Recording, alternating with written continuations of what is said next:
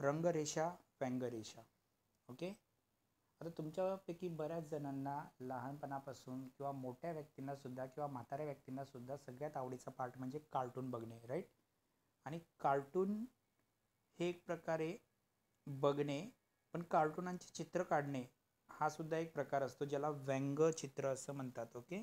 आणि व्यंगचित्र किंवा व्यंगचित्र हा असा प्रकार आहे की ज्याच्यामध्ये तुम्ही एखाद्याला बोलत नाही पण चित्रातून त्याला चिडवता, कळते, किंवा चित्रातून त्याला त्याची चूक दाखवून देता. तुम्ही त्याला रिअलमध्ये चिडवत नाही, पण चित्र बघितलं की त्याला कळतं की मला काहीतरी कोणीतरी चिडवलेलं आहे.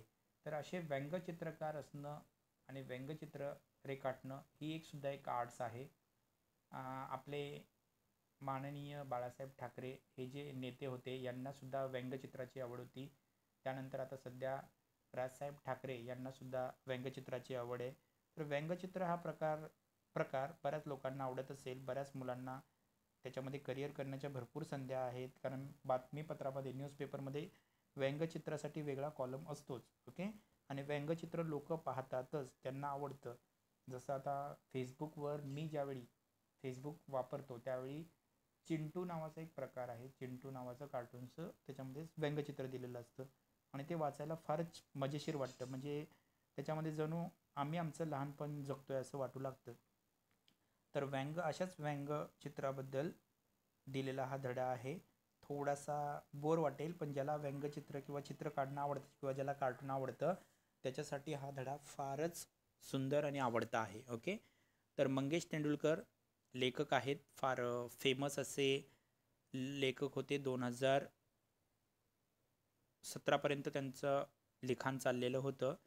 ओके. त्यांच्याबद्दलची आपण माहिती बघूया पहिल्यांदा, मग आपण पुढे बघूया. सुप्रसिद्ध व्यंगचित्रकार. व्यंगचित्रकार म्हणजे कार्टूनिस्ट. ओके. कार्टूनसारखे चित्र काढणार आणि मग ते त्याच्यातून एखाद्याला चिडवणार. ओके. नाट्य समीक्षक म्हणजेच जे नाटकं लिहिली जातात त्याच्यावर ते चांगले आहेत, योग्य आहेत, वाईट आहेत याच्यावर समीक्षा म्हणजे आपले मतं सांगणारे व्यक्तिमत्व.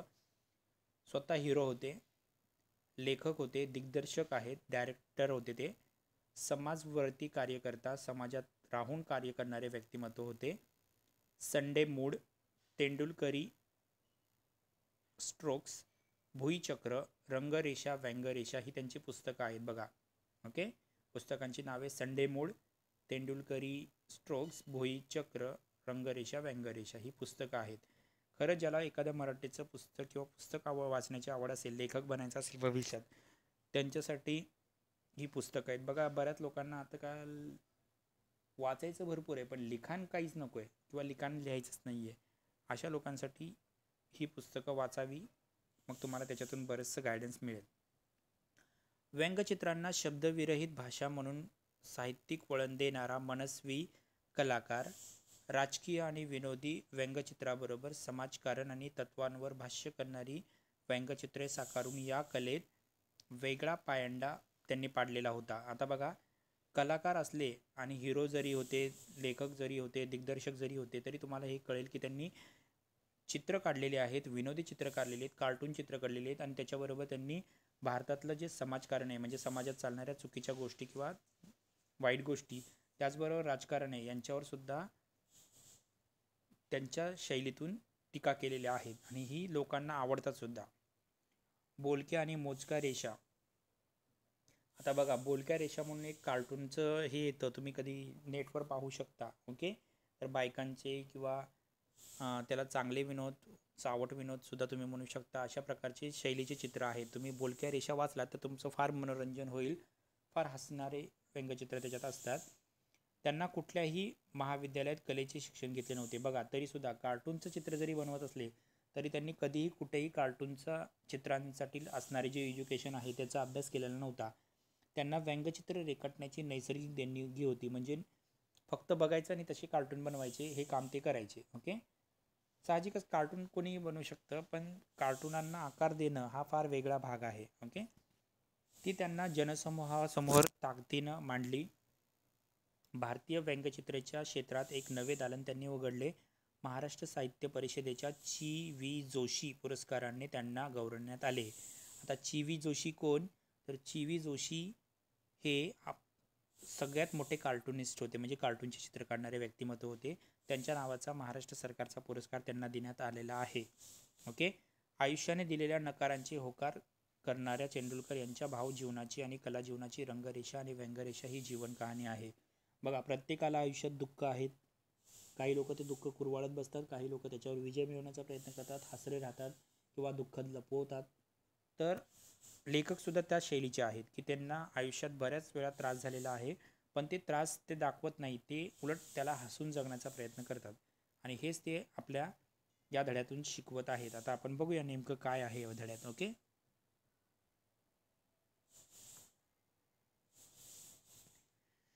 आता धड्यामध्ये सांगितलेलं आहे की स्त्री भ्रूण हत्या किंवा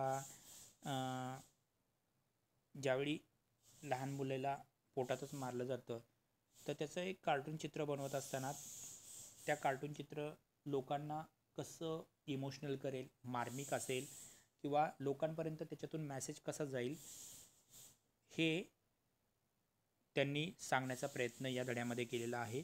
त्याचबरोबर शेतकऱ्यांचं हलाखीचं जीवन, त्यांच्या मुलांचं हलाखीचं जीवन किंवा पोस्टरमधून बरंचसं काही किंवा व्यंगचित्रातून त्यांना लोकांना येणारे अनुभव हे लेखकांनी स्वतःच्या भाषेत समजावून सांगण्याचा प्रयत्न केलेला आहे. ओके. बघूया धड्याकडे, लक्ष द्या.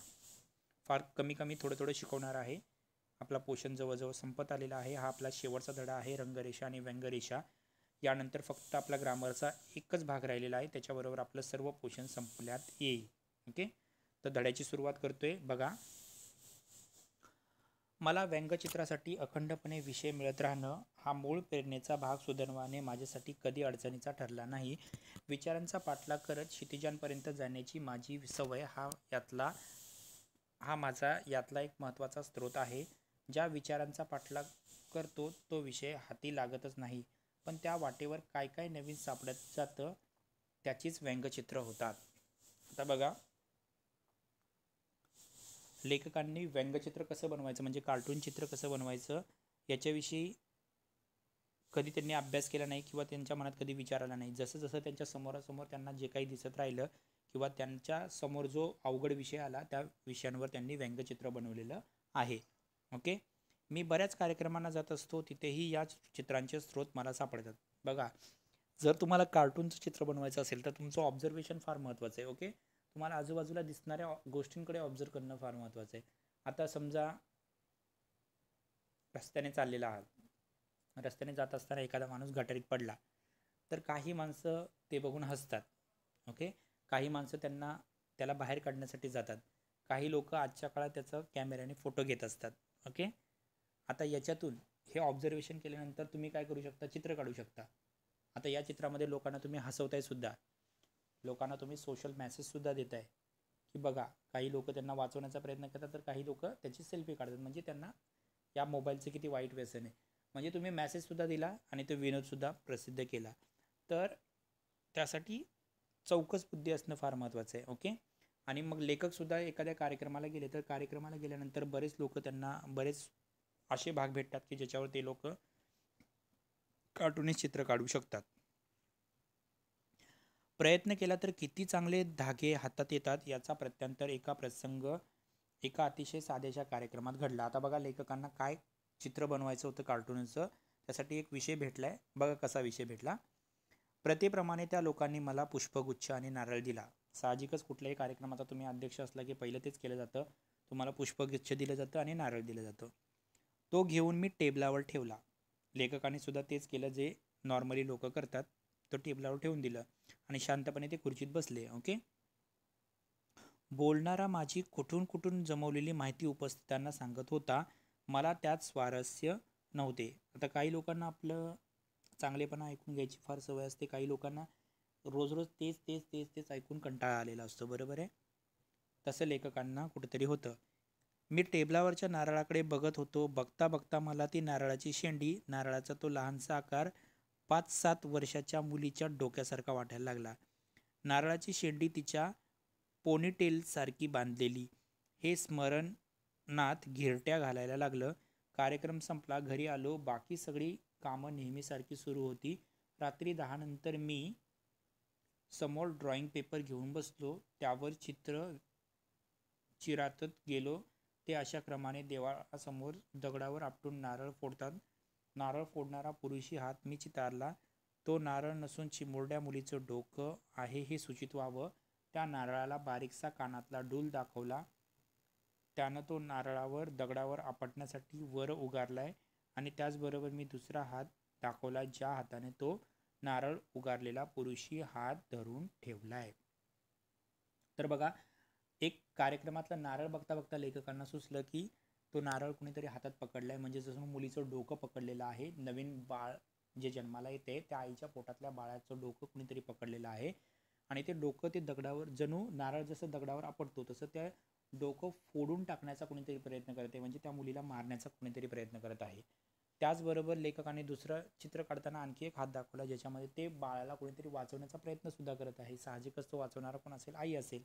ओके, तर एक हात पुरुषी हात दाखवलेला आहे लेखकांनी, तर दुसरा हात स्त्रीचा हात दाखवलेला आहे. कळतंय? याच्यावरून बघा, एक साधंसं नारळ सुद्धा मॅसेज देऊन जातं की स्त्री भ्रूण हत्या. म्हणजे तुम्ही आजूबाजूला ऑब्झर्व केल्यानंतर तुम्हाला बऱ्याचशा अशा गोष्टी दिसतील की त्याच्यामध्ये काही वेळा तुम्हाला विनोद सुद्धा दिसेल, काही वेळा तुम्हाला त्याच्यात सिरियस मेसेज दिसेल, किंवा काही वेळा तुम्हाला एखादं हे पण दिसेल की चांगलं वाईट चांगला पण मेसेज दिसेल. आता आजचाच एक प्रसंग ज्याच्यामध्ये एक अपंग व्यक्ती आमच्या इकडे आला आणि त्या व्यक्तीने थोडंसं वेडवाकडं काहीतरी बोलण्याचा प्रयत्न केला. ओके, तर जे काही असेल ते, पण त्याच्यातून एक गोष्ट कळते की तो स्वतःच्या जीवावर तर बोलत नसेल, तो समाजाच्या जीवावर बोलत असेल, किंवा त्याला मदत करणारे लोक असतील त्यांच्या जीवावर बोलत असेल. ओके, एक प्रसंग हा दिसला. दुसरा प्रसंग हा दिसला की तो धाडसी सुद्धा आहे. ओके, की या सिच्युएशनमध्ये सुद्धा ज्यावेळी आपल्याला एवढं मोठं अपंगत्व आहे तरी सुद्धा त्या व्यक्तीने कमीत कमी डेअरिंग दाखवली, धमकी दाखवली. राईट, म्हणजे त्याच्यातून त्याचं धाडस सुद्धा दिसतं. एक साईडला तो दुर्बल असल्यासारखा वाटतो, एक साईडला तो फारच सबळ असल्यासारखा वाटतो, आणि एक साईडला तो फार लाचार सुद्धा वाटतो. कळते? तर म्हणजे आपण जे ऑब्झर्व करतो त्यानुसार आपण ते पाहू शकतो. लेखकाने नारळाकडे बघितलं, नारळ जणू एखाद्या मुलीसारखं डोकं दिसलं आणि ते डोकं कोणीतरी आपटत आहे.